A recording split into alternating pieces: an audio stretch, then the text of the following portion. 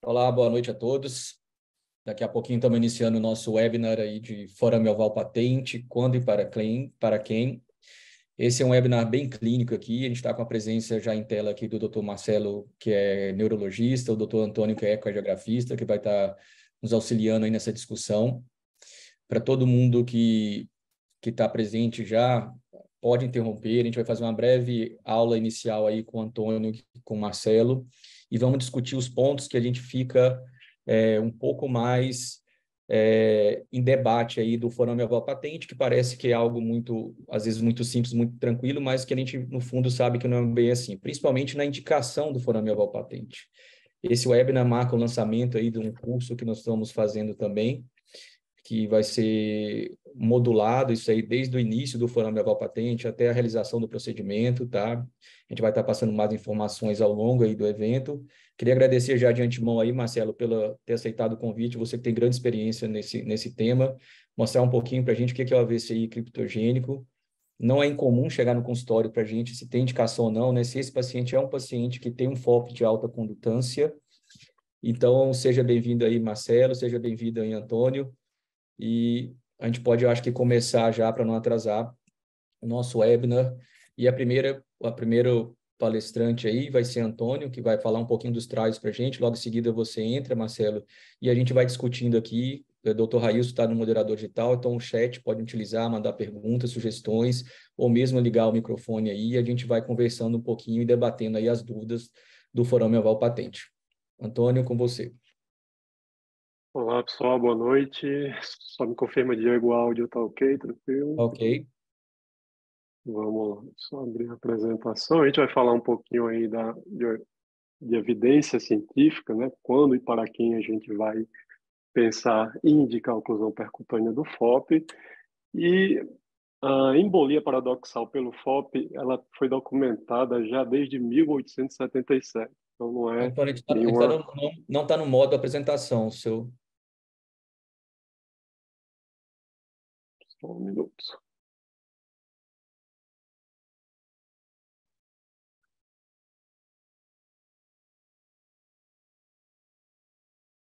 Apresentou? Ainda não, estamos sem Tá, sua tela. não está aparecendo o slide? Não.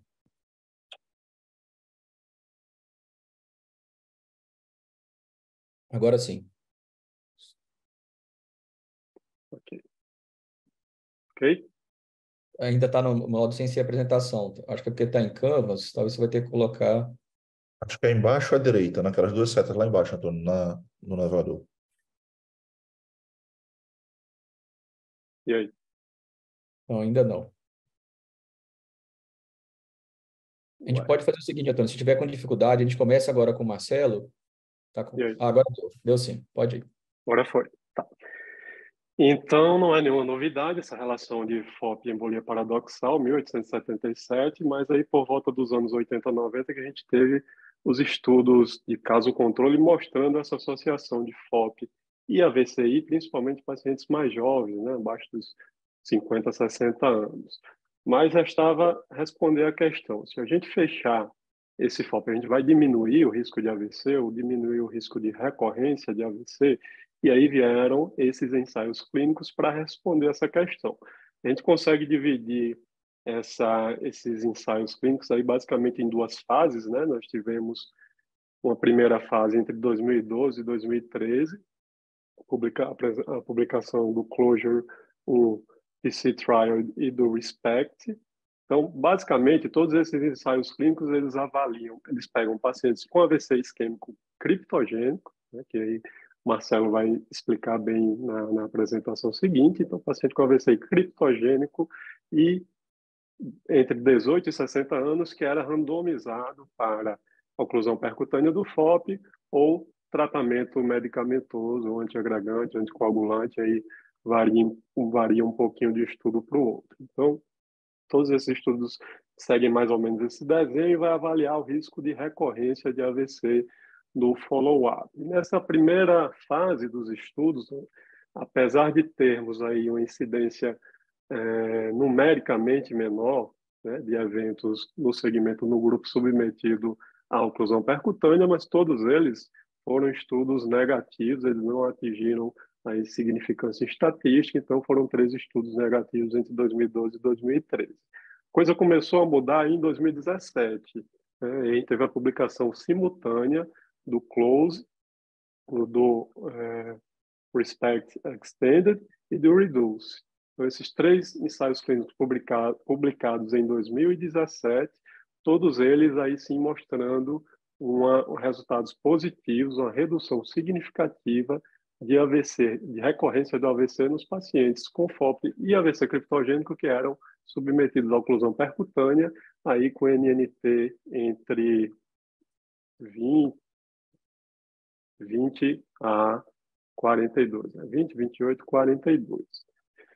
Em 2021 foi publicada essa meta-análise, juntando aí os dados de todos esses pacientes que entraram nesses ensaios clínicos, então tem um total de 3.740 pacientes e eles viram aí que teve uma redução estatisticamente significativa de AVC, né, redução do risco relativo aí na ordem de quase 60%. E baseado nesses estudos, o que é que a gente tem de recomendação de guideline? Esse é o guideline mais recente, que é o da SCAI de 2022, a Sociedade de Cardiologia Intervencionista. Eles colocam que em pacientes com AVC associado ao FOP, entre 18 e 60 anos, recomenda o fechamento percutâneo mais do que terapia antiplaquetária isoladamente. Colocam ainda que a gente pode considerar, aqui com nível de recomendação mais fraco, em pacientes acima de 60 anos com AVC criptogênico que se julgue que tenha sido relacionado ao FOP. Isso aí já também é uma coisa que a gente pode discutir mais depois. Porque todos esses ensaios clínicos, pelo menos a grande maioria, incluíram apenas pacientes entre 18 e 60 anos. Aqui é o guideline europeu de 2019, né? Ele coloca aí que se eu tenho suspeita alta de que aquele AVC foi relacionado ao FOP entre pacientes entre 18 e 65 anos, após, claro, decisão compartilhada, a tendência é indicar o fechamento percutâneo. E aqui vão ter algumas situações em que a gente vai avaliar e vai conversar mais à frente sobre alguns aspectos que podem aumentar a probabilidade dessa relação causal entre o FOP e o AVC.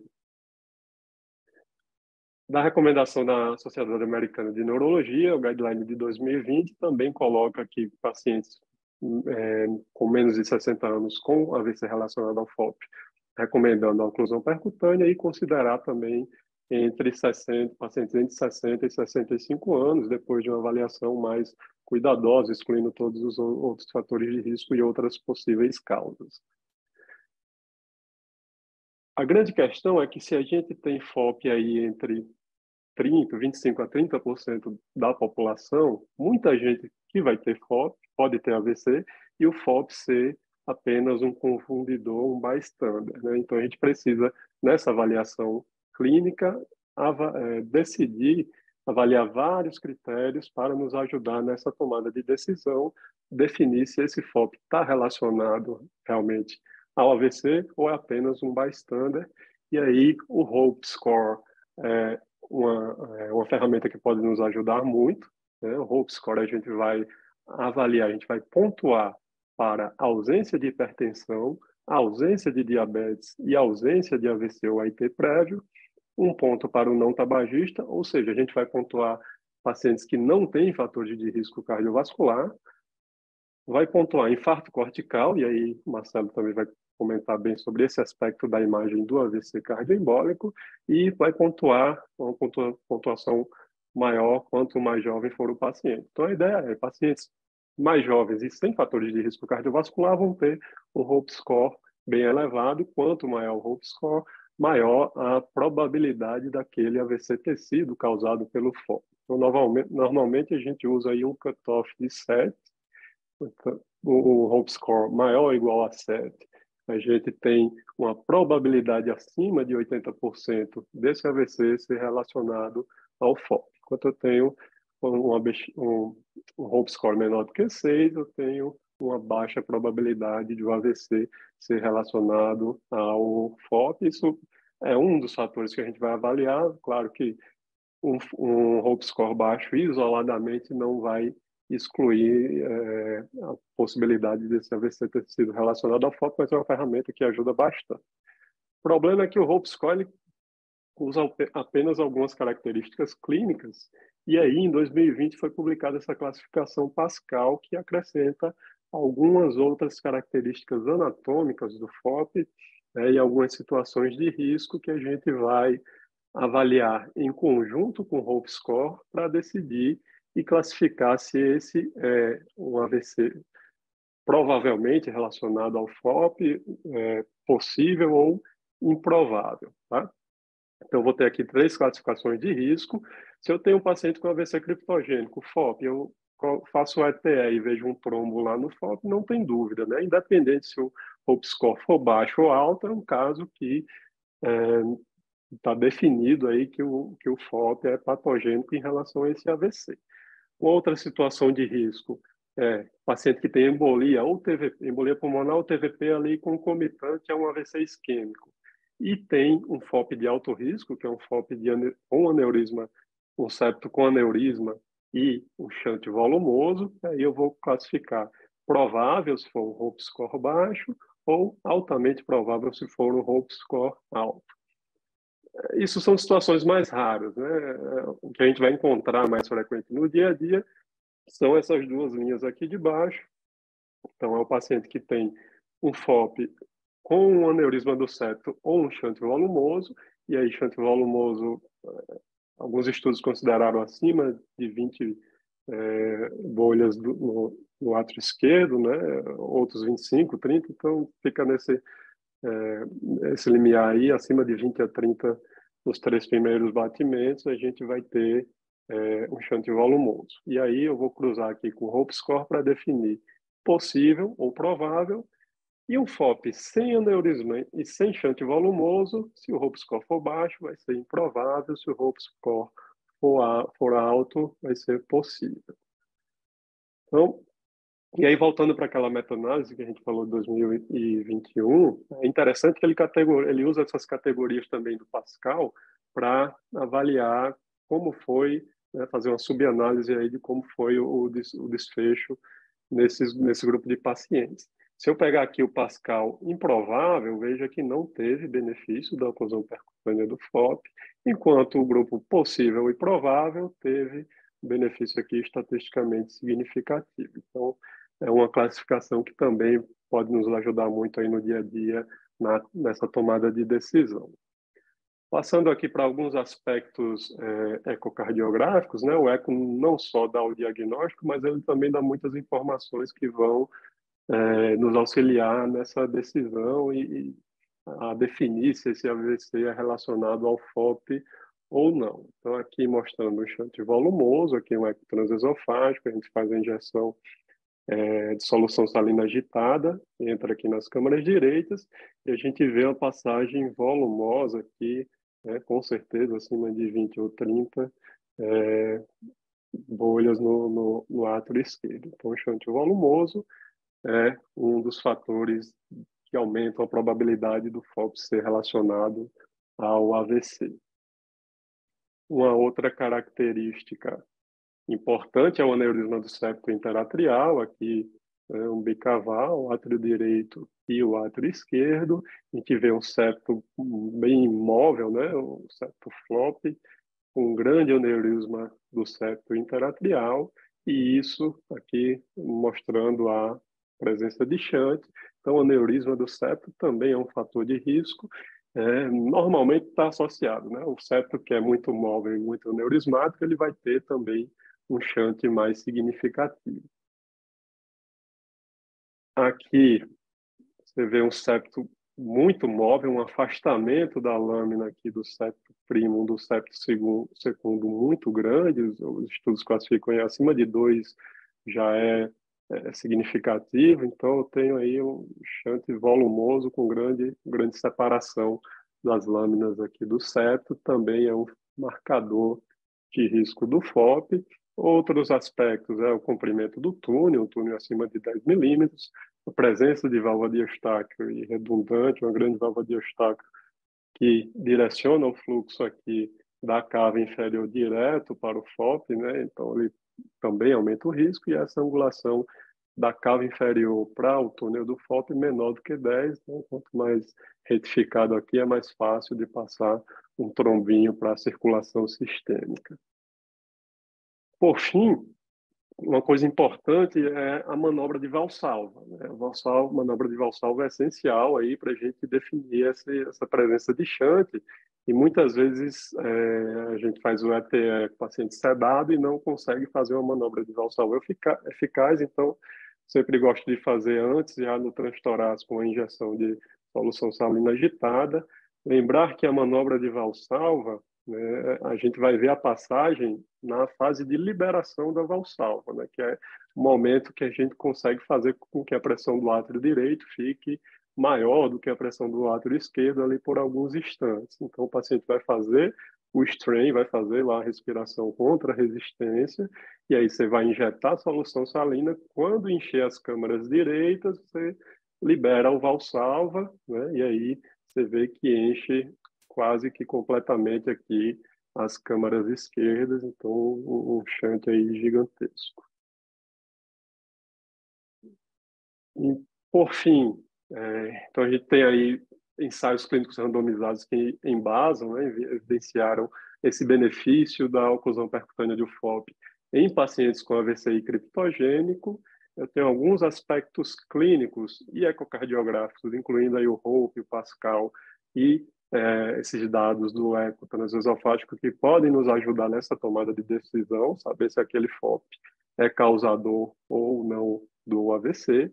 E temos alguns gaps na evidência, né? Pacientes acima de 60 anos, nós vamos indicar, para que quase todos os pacientes dos ensaios clínicos existiam abaixo de 60 anos, né? Então, é uma situação que a gente encontra frequentemente aí no dia a dia. O paciente tem 65, 63 anos, fez toda a avaliação, não tinha nada, né? E aí você está autorizado a indicar, a gente pode discutir depois esses aspectos, e outras síndromes clínicas que também são relacionadas ao FOP, né? Tem a migrânia, a doença de descompressão, a síndrome de latripneia e ortodeoxia. Então, são situações menos frequentes e que a gente tem aí muito menos evidência para nos guiar nessa tomada de decisão.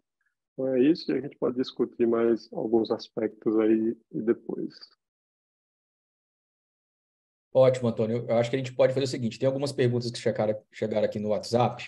A gente pode seguir com o Marcelo e aí a gente vai fazendo as perguntas todas no final para a gente ficar bem no momento de discussão. Não sei se vocês concordam.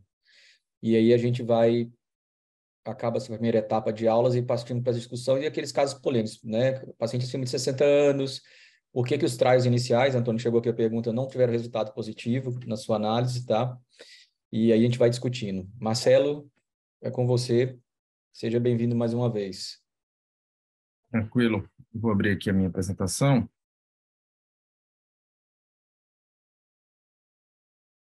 Coloquei agora em modo de apresentação, vocês conseguem ver bem? Perfeito. Sim. Tranquilo. Então, a ideia agora é a gente entrar um pouquinho com o lado da neurologia, né, na visão do FOP, mas tentando ver o que é que acontece de fato no dia a dia do cardiologista, né? Vocês vão ver muito mais FOP do que a gente na neurologia, principalmente porque vocês vão ver muito FOP como um simples achado incidental aí, né? Principalmente Antônio, que faz muito eco, ele deve acabar vendo bastante aí nos check-ups da vida, a quantidade de FOP. Mas não é esse aqui o foco principal da aula. A gente quer, de fato, conversar sobre o FOP no paciente com AVCI. Então, a gente esquece aquele achado incidental, né? Um grande problema, até mostrado já no slide de Antônio, é que é uma doença extremamente prevalente, né? Em torno de 20%, 25% da população tem. Então, se a gente pegar a grande população aqui mundial, que tem AVC isquêmico, dentro dessa própria população que tem AVC, vai ter muita gente com FOP. Só que a maior parte desses pacientes com AVC isquêmico que tem FOP, eles têm, na verdade, AVC isquêmico de outras etiologias. E a gente tem ali dentro alguns pacientes, de fato, em que esse FOP é o causador do AVC isquêmico. Isso aqui é o que é mais difícil da gente diferenciar no dia a dia do consultório de neurologia, né? Então, mostrando isso aqui de novo, só que de outra forma, a gente tem um FOP causado pelo AVCI, no meio de inúmeros FOPs que não estão causando absolutamente nada de AVC. Se eu abordo o FOP causador, ótimo, eu estou expondo aquele paciente a um procedimento de risco baixo e protegendo ele bastante ao longo dos anos. Se eu abordo o paciente errado, é isso que eu tenho mais medo. Eu estou dando uma terapia para ele que não é a melhor profilaxia secundária para AVC isquêmico. Então, acho que a melhor coisa que a gente vai ter que fazer é sempre escolher muito bem esse paciente. E ainda bem que eu não acho que é uma tarefa tão difícil assim não para a grande maioria dos casos, né? Então, o que a gente tem que fazer é conectar a neurologia e a cardiologia, criar aqui um time único que vai conseguir selecionar muito bem esse paciente para entrar na intervenção e ter esse desfecho favorável, né? Então, a grande pergunta é essa, que o próprio Antônio levantou: será que o AVCI foi de fato causado pelo FOP? Para poder responder isso aqui, eu tenho que me fazer duas perguntas. Então, a primeira delas é: o padrão de imagem é compatível com o FOP, né, com o AVCI causado por FOP? Então, a gente já entra um pouquinho em interpretação de tomografia de crânio, que pode fugir um pouquinho para o dia a dia do cardiologista, mas eu acho que é algo que, para quem trabalha com isso, dá para aprender sem maiores dificuldades. Então, se eu colocasse 3 imagens aqui, todos esses pacientes têm FOP, e essa aqui é a tomografia de crânio deles. É o caso 1, com essa lesão única, que a própria seta nos mostra. Caso 2, uma segunda lesão também única. E o caso 3 tem lesões bilaterais. Então, quem será aqui que é um AVC que eu devo imaginar que o FOP pode ser o causador? Essa primeira imagem, um AVC com lesão única, essa lesão pode ser embólica, né? É uma lesão que pega o córtex, uma lesão que chega na cortical, diferentemente de lesões profundas, isoladas. E essa lesão que pega a cortical é exatamente porque a lesão embólica costuma ser um pouquinho mais distal. E essa lesão distal, às vezes, pode dar, eu dei uma forçadinha um pouquinho, uma imagem que lembra uma cunha, a um triângulo. Mas, em essência, o que a gente quer, mesmo que sejam lesões únicas, é que cheguem na cortical, não sejam lesões profundas só na substância branca. O outro padrão, também muito típico de lesões embólicas, são AVCs em múltiplos territórios vasculares. Então, a figura na direita demonstra território cerebral anterior, em amarelo, cerebral posterior, cerebral média. Média anterior vem da circulação anterior, da carótida, e a circulação posterior das vertebrais e basilar. Então, se eu tenho uma lesão numa cerebral média de um lado e cerebral média do outro, ou eu tenho uma doença que acomete múltiplas artérias, como uma vasculite, uma ateromatose difusa, ou eu tenho uma doença no sangue, eu tenho uma trombofilia, ou de fato que eu tenho uma lesão única comum, e aí a gente está ali diante de uma cardioembolia. Então, o segundo padrão que a gente pode ter típico para embolias, e esse é o mais clássico de todos, são as lesões em múltiplos territórios vasculares. Esse é o padrão que eu acho que é mais importante todo mundo ver. Até pode ficar com alguma dúvida na lesão única, se são diferentes territórios ou não. Mas isso aqui foi um grande avanço no que Antônio mostrou ali ao longo do tempo nos estudos, e foi tirar de dentro dos pacientes que iriam fazer a intervenção de fechamento do FOP, os pacientes que tiveram AVC lacunar.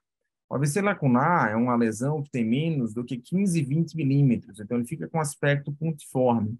E por que ele tem essa característica? Porque a doença está aqui na artéria perfurante. Então, na verdade, a gente está com a doença numa arteríola.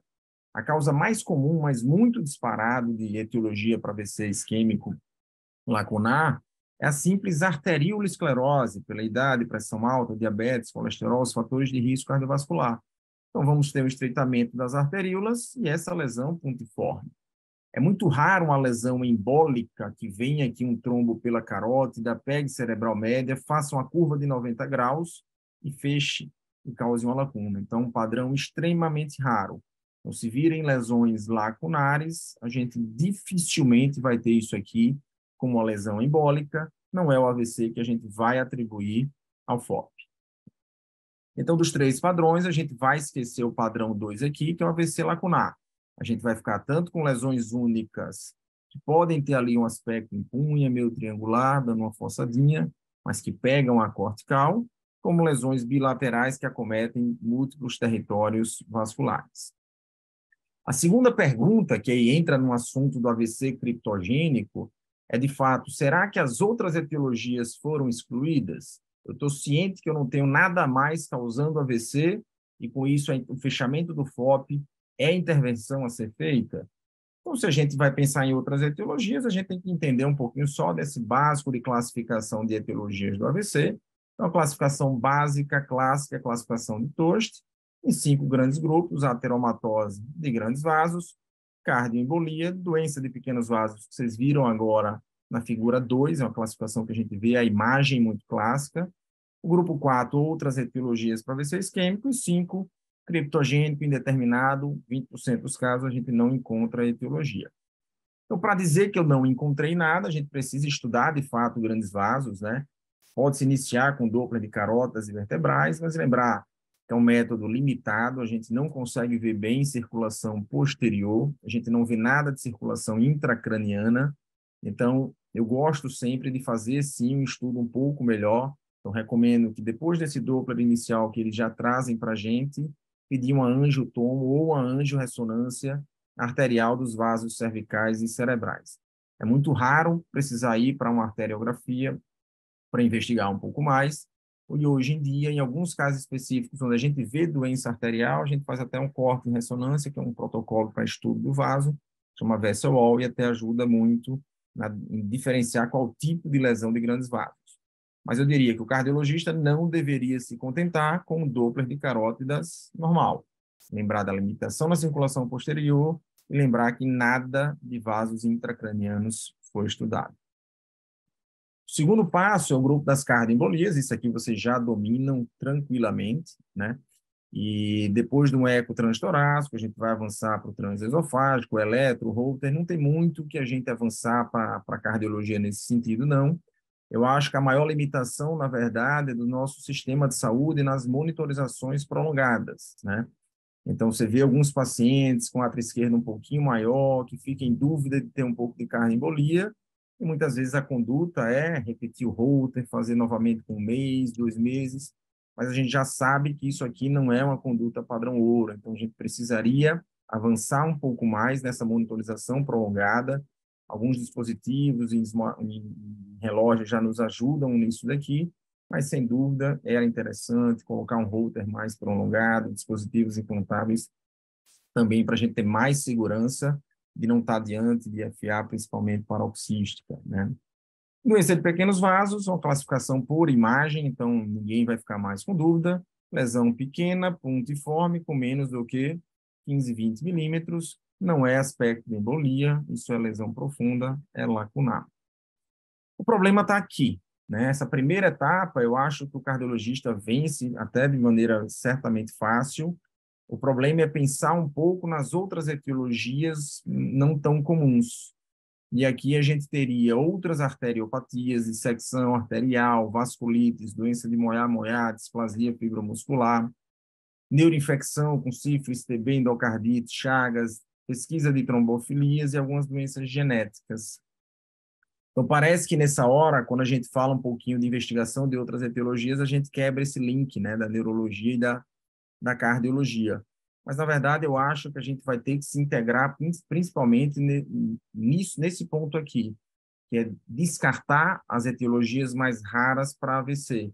Mas eu acho que até o neurologista chegar, a cardiologia já pode avançar muito mais estudando vaso, estudando esse coração, e não mais se assustando com AVC lacunar. Eu acho que esse é um avanço maior, principalmente nesse primeiro momento para a cardiologia, mas lá na frente vocês vão acabar já avançando muito nesse item 4 aqui de pesquisa de outras etiologias.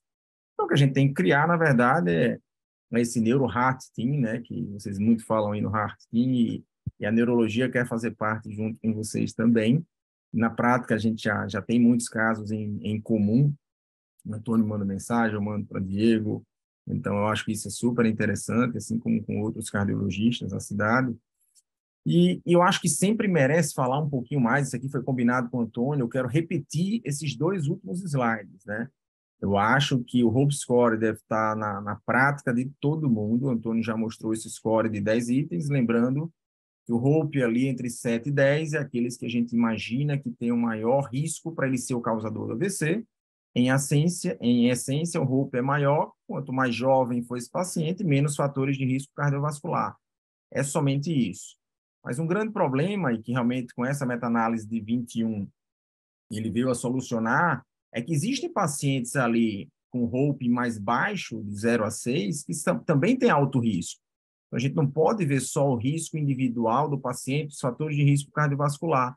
Então, a classificação de Pascal, que pegou exatamente a combinação do HOPE com as características desse FOP e evidências claras de um trombo ali, ou um TEP, um TVP, para me dizer que tem mais gente além do que o HOPE só de 7 a 10, que a gente tem que abordar. Então, acho que a grande vantagem que veio em Pascal, que não estava presente ali naquelas recomendações de sociedade, já que ele foi de 2021, e a maioria das recomendações foram anteriores a essa publicação, e usaram ainda muito HOPE, é que a gente vai pegar HOPE de 0 a 6 também. Então, tem um grupo aqui de pacientes que vai se beneficiar, desde que, além, mesmo tendo um HOPE baixo, tenha características do FOP que indiquem um risco mais elevado. Então, acho que vale a pena, se tivesse uma terceira aula, a gente botar de novo o HOPE, a gente colocar de novo o Pascal. Isso aqui está mudando muito a conduta no FOP. A ideia é a gente conversar, então assim eu termino aqui minha apresentação e a gente abre para discussão, né? A palavra é sua agora, Diego. Ótimo, Marcelo. Obrigado pela aula. Eu já tinha visto essa aula sua e sempre aprendo, Marcelo. A gente que fica lidando com esses casos, como você bem falou, a gente vai trocando informação, a gente vai tirando dúvida. E a ideia aqui é realmente a gente debater um pouquinho. Antônio, eu queria começar com você pelas perguntas. E a primeira pergunta é justamente essa: por que que os trials iniciais não tiveram impacto positivo? E depois eu tenho uma discussão aqui também com o Marcelo com relação ao Doppler transcraniano. A gente sabe que no curso que a gente tem de FOB, que a gente está lançando, a gente vai passar por todos os módulos, desde diagnóstico até intervenção, complicação, como preparar o microbolhas, enfim. Mas por que que esses trials iniciais, perguntaram, Antônio, não tiveram impacto positivo? Nessa primeira fase, né, primeiro a gente teve uma taxa de eventos baixa no segmento desses ensaios clínicos, né? Se a gente pegar FOP, por exemplo, em comparação a outras causas de AVC, eu tenho uma taxa de recorrência menor. Por exemplo, o paciente com FA, achados acima de 2, ele tem uma taxa anual de recorrência de AVC muito maior. O FOP não, é uma taxa de recorrência menor, então o número de eventos nesse segmento foi menor também. O segmento foi mais curto, acabou que, como eu mostrei, teve uma diferença ali numérica, mas que não atingiu significância estatística, né? Na segunda fase, a gente teve ensaios clínicos maiores, um segmento mais prolongado, maior número de eventos, e também entrou nessa classificação, né, nos critérios de inclusão, alguns daqueles critérios que a gente comentou do que aumentam o risco do FOP estar relacionado ao AVC, né?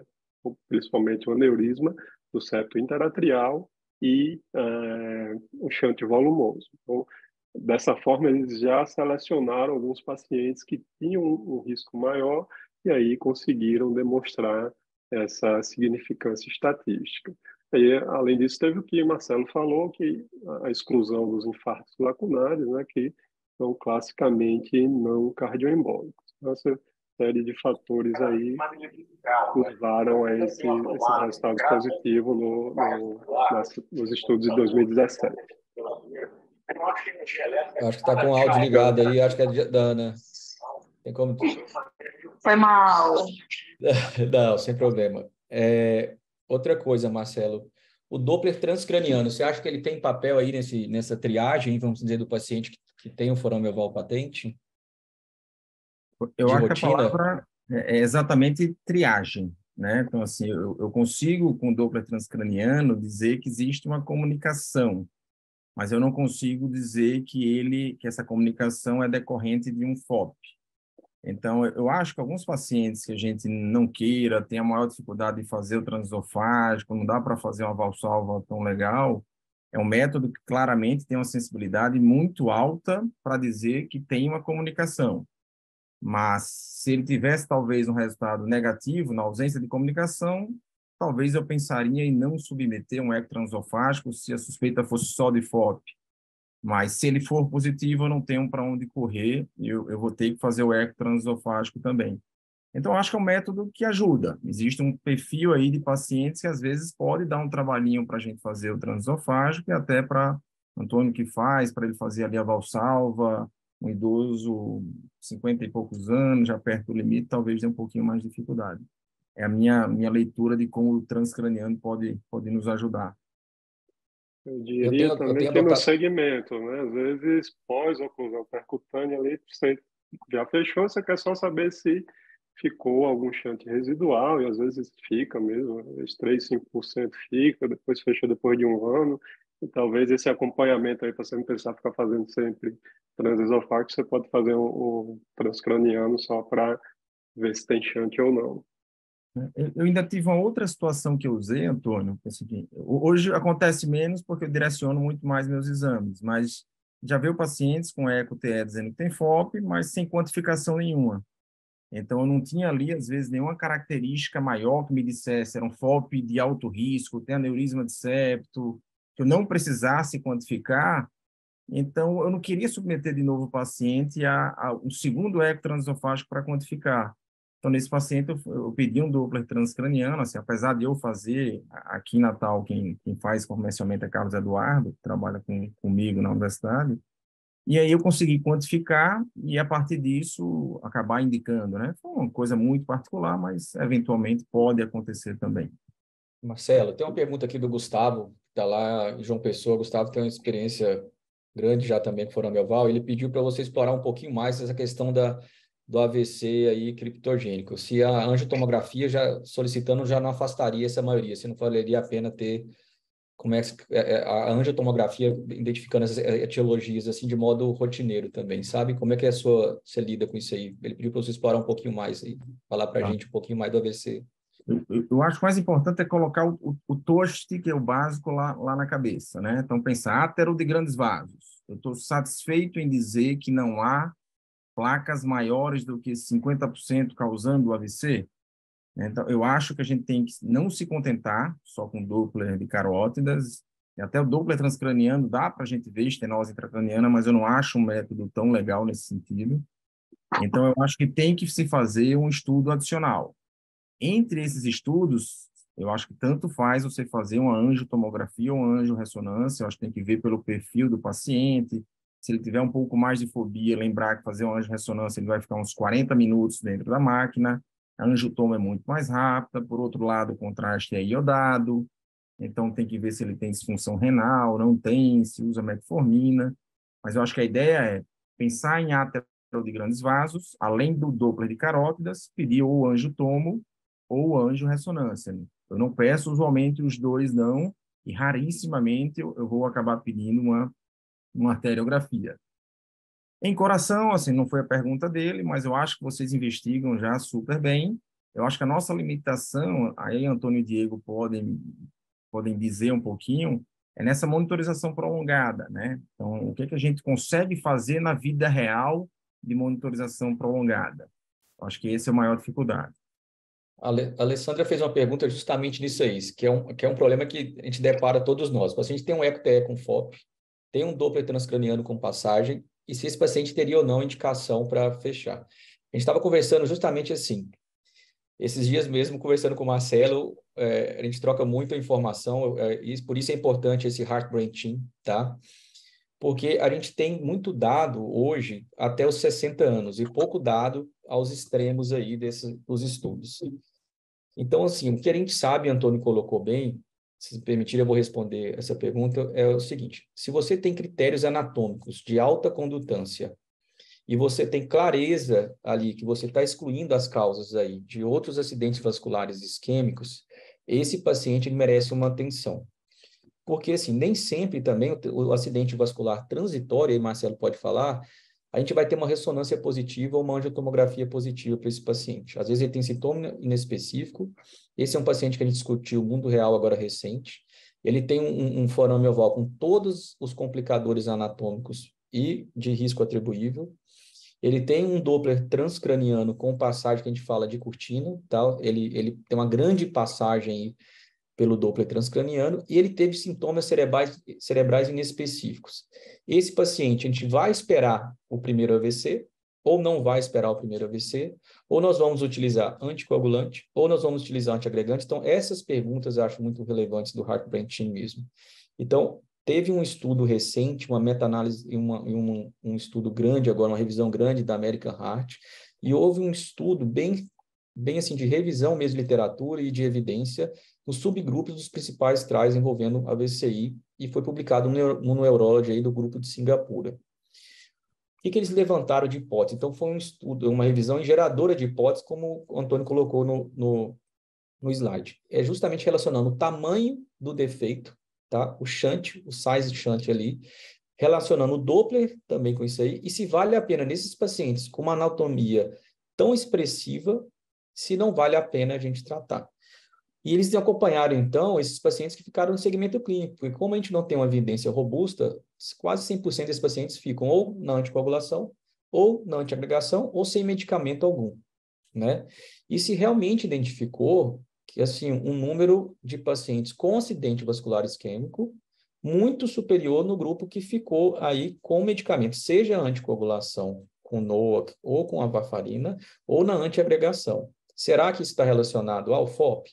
Será que isso tem relação ao size shunt? Então, eles, tirando os bias, os vieses aí de subgrupos, que são grandes, então, por isso que é um estudo que está levantando hipótese, ele apenas pegou essa salada, vamos dizer, que a gente tem de trás, e começou a tentar fazer um match de grupos aí para saber se quem tem uma passagem mais de 30 microbolhas, um gap acima de 2, ou um FOP com um aneurisma, um septo muito aneurismático e um Doppler transcraniano muito expressivo com passagem de cortina, se vale a pena ou não. Foi encontrado na literatura isso aí. Agora, se isso é muito da gente sentir, é por isso que a gente pede sempre a opinião do neurologista. Olha, teve um acidente vascular talvez transitório. Esse paciente, a gente fica preocupado sim, e a gente não tem uma resposta, se vai tratar ou não vai tratar, é muito desse feeling aí, talvez, e desse time mesmo, desse Heart Brain Team, né, Marcelo? Eu costumo ser mais agressivo com IT do que com AVC, né? Então, assim, pacientes que você não pode deixar que nada aconteça, e a gente tem a descrição das síndromes lacunares clássicas, e eu acho que a grande dúvida é isso, é ter uma semiologia muito clara para não estar em dúvida de ser um quadro pré-sincopal ou outra coisa, e pensar em fechar algo assintomático. Mas se você está convicto de que é um IT, eu não vejo por que a gente não agir. Mas, de fato, são dados que vão ficar mais robustos com o tempo aí. Outra coisa que a gente comenta no nosso quadro... Pode falar, Antônio. Em relação a... Falou aí da monitorização, né? Isso é uma coisa relevante, aí, principalmente, como o Diego falou, se a gente está pensando nesses pacientes aí nos extremos, né? 55, 60, 65 anos, e a gente sabe que FA aí nesse perfil de paciente ganha uma força maior, e a gente sabe que a FA depende muito do tempo que a gente monitora, né? Às vezes eu faço ali o Holter de 24 horas, e aí você tem AVC, nesse contexto de AVC, o paciente tem 3, 5% de FA, quando você faz a monitorização prolongada, você aumenta para 15, 20% de FA. Então, essa definição aí de AVC criptogênico depende muito do tempo que você monitoriza, né, buscando por FA.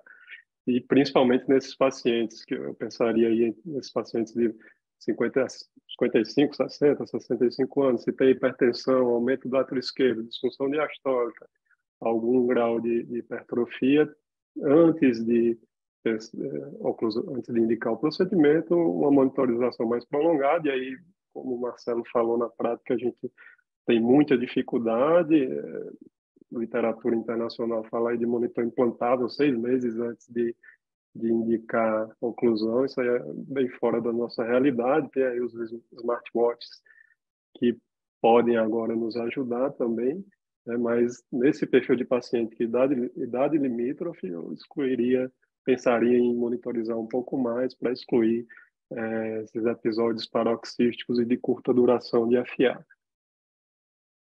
Tem uma pergunta aqui.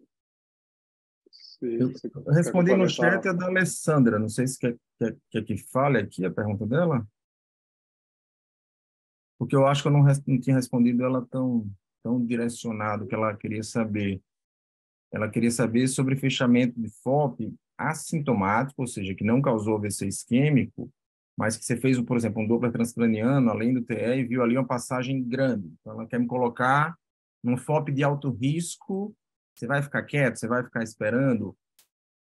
Ainda assim, né? Eu não sei se mais lá para frente a gente vai selecionar mais ainda e vai encontrar um perfil que você possa colocar como uma profilaxia primária. Mas hoje, realmente, a gente não consegue abordar esse doente. Apesar, Alessandra, tem uns estudos bem interessantes em enxaqueca, tá? Se não é o foco da aula, mas em enxaqueca com aura, tem alguns resultados interessantes de fechamento de FOP para esses pacientes. São estudos ainda negativos, mas que análise de subgrupo em paciente com migrânia com aura, ele dava uma tendência de querer mostrar algo. Então, ninguém vai fechar FOP por migrânia, mas quem sabe mais lá para frente, até no último slide do Antônio, ele colocou isso. Será que em outras situações, melhorando o device, melhorando o procedimento e acompanhando mais tempo, algumas coisas não vão aparecer positivas também? Ou fica só como algo no ar? Isso do device é interessante porque, assim, nessa própria análise, quando se pega os subgrupos, uma coisa que se advoga contra é porque se você tem um risco relacionado ao procedimento também, né? Então, nos pacientes que vão para fechamento, eles têm um risco um pouco maior de desenvolvimento aí de fibrilação atrial, por exemplo. E esse risco variou nos estudos, na literatura, de 1,2% até 6% mais ou menos aí. Mas muito relacionado ao tipo do dispositivo. Então, isso também determina aí os desfechos que a gente vê. Realmente, eu acho que esse capítulo do idoso, vamos dizer hoje, mais idoso, né, por esses 60 anos já é jovem, e esse paciente com alto risco e com muita passagem pelo Doppler ainda, com um caso aí transitório, a minha tendência ainda é fechar esse paciente com anatomia tão exuberante desse jeito, por mais que eu não tenha uma ressonância ali me mostrando um infarto cortical. Agora, como o Antônio bem exemplificou, a gente, com esses smartwatches facilitaram muito nesses frequencímetros para a gente deixar esse paciente, que às vezes a gente não tem o looper à disposição, a gente orienta no consultório eles utilizarem isso aí, né, e documentarem, e aí a gente acaba adotando esse método também na cardiologia para investigar a FA. Tem uma pergunta aqui sobre válvula de Eustáquio, né? Rodrigo Paiva perguntou quando tem válvula de Eustáquio proeminente, fazer a solução salina agitada pelo membro inferior. A válvula de Eustáquio ela é um remanescente embrionário, né, que ela direciona o fluxo da cava inferior direto ali para o FOP. Então, se eu tenho uma válvula de Eustáquio proeminente, às vezes a gente lá no exame funcionou o membro superior, você injeta a solução salina agitada e você vê que o contraste fica ali circulando dentro do átrio, mas ele não entra em contato com o septo e com o forame oval, né? Porque tem o fluxo da cava inferior que fica ali direcionando para o FOP. E aí, realmente, nesses casos, a gente tem que funcionar o membro inferior e fazer a solução salina pelo membro inferior, que aí ela vai direcionada para o FOP e isso aumenta a acurácia do exame. Já aconteceu algumas vezes, é chato, né? No meio do exame você tem que pedir para funcionário membro inferior, as técnicas não gostam, mas às vezes precisa. E outra coisa é a rede Chiari também, né, Antônio? Tem algumas associações aí, principalmente para intervenção, né? Questão da interação, né? Com os catéteres e o direcionamento. Vamos ver se a gente tem mais alguma pergunta, algum comentário? Eu vou mandar uma pergunta no chat agora. Manda aí, Marcelo. Mandei uma pergunta aí para a gente debater. Os estudos viram que a gente aborda a FOP, que o AVC aconteceu nos últimos 6 meses, né? Então, eu vi no consultório alguns pacientes, depois desses estudos positivos, me dizendo, meu AVC foi 5 anos atrás. Eu ainda estou com menos de 60 anos. E aí, doutor, o que é que você faz? Você aborda? Você não aborda? Vou deixar o Antônio responder, porque eu sou hemodinamicista, então vai.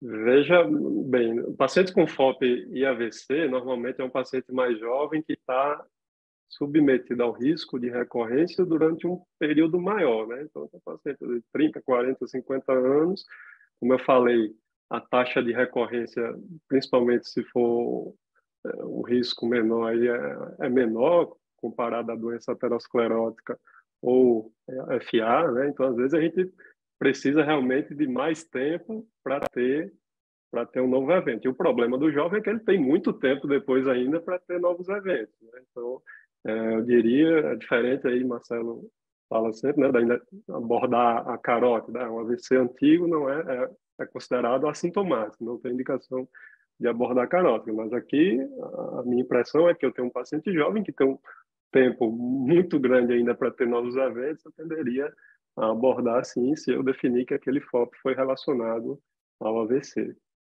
Perfeito, Antônio. Tá. Minha leitura é igual à sua, né? E assim, até para provocar, assim, eu acho que a palavra-chave aqui que você colocou é carótida, né? Porque a carótida com mais de 6 meses, o risco de reevento cai muito. Então, a gente acaba tratando como carótidas assintomáticas, né? A neuroclínica quer abordar só clinicamente, ainda tem um pouco de discussão, mas claramente, ao longo do tempo, o risco de evento cai. O FOP parece que isso não acontece mesmo, não, né? Então, nessa própria, acho que foi, não sei, acho que é da meta-análise de 21 que você mostrou, ele mostra isso, o risco ao longo do tempo vai se mantendo em 1 a 1,5% ao ano. Então, por que não abordar esse paciente, mesmo que ele não esteja lá dentro exatamente do estudo, que foi nos primeiros 6 meses? Eu concordo com você, tem menos do que 60, é jovem, mesmo que o evento tenha acontecido mais de 6 meses, eu acho que a gente tem que abordar esse paciente também, que ele vai cumprir todos os outros requisitos ali do estudo. Concordo 100%. Antônio, tem uma pergunta aqui bem interessante do Gustavo. Paciente com AVCI, sexo masculino, Looper com FA paroxística, o Chad-Vasque dele é 0, tá? E tem um FOP, que é o aneurisma do septo no eco transesofágico. Fecha ou não fecha? Aí é a situação que dá para discutir bastante, né? Vamos fazer aí o heart-brain team. Vamos fazer um heart brain Não tem team, a vai. idade aqui, né, do paciente, mas uma coisa que também se discute muito nessas monitorizações prolongadas é, beleza, tem FA, mas a partir de quanto de FA que eu vou considerar significativo para dizer se aquele FA está relacionada ao AVC ou não? Eles consideram acima de 30 segundos, né? O cara tem vários episódios de 15 segundos de FA, isso vai ser relacionado ao AVC? Isso é uma coisa que ainda não está bem definida e é um problema que aparece com essa monitorização mais prolongada, né? Nesse caso aí teria que ver bem as características, idade principalmente, né? Mas É é um porque o caso Chad-Vasque que não é 0, ele teve AVC. teve AVC, né? Eu acho que o X da questão Teve aqui, AVC já porque indica. para Agora a questão é essa. neurologia, a gente não trabalha com Chad-Vasque, quase não Ok, trabalha, pode ser esse passo. porque todo mundo pontua. Então, na neuro, ele já vem com É, AVC, entendeu? Então, o X da questão é que o Chad-Vasque não é 0. E aí não isso. deixaria muito dúvida, não. Mas o que é que o Gustavo queria falar? Talvez fosse paciente sem AVC, com o Chad-Vasque 0 e um FOP muito feio. Não sei se é isso que queria dizer, né? Mas como tem AVC, Eu acho que ele quis isso é deixar para... cardiológico. Eu quis É, dizer isso assim, aí. desculpa, Diego, fala bem rápido que eu quis passar. Tá me ouvindo? Tá, né? Estamos sim, bem. O que eu quis dizer é o seguinte, porque se a gente for colocar, acho que a gente da cardio, se a gente for colocar dispositivo implantável Looper nos pacientes, nós vamos pegar muito FA, muito FA.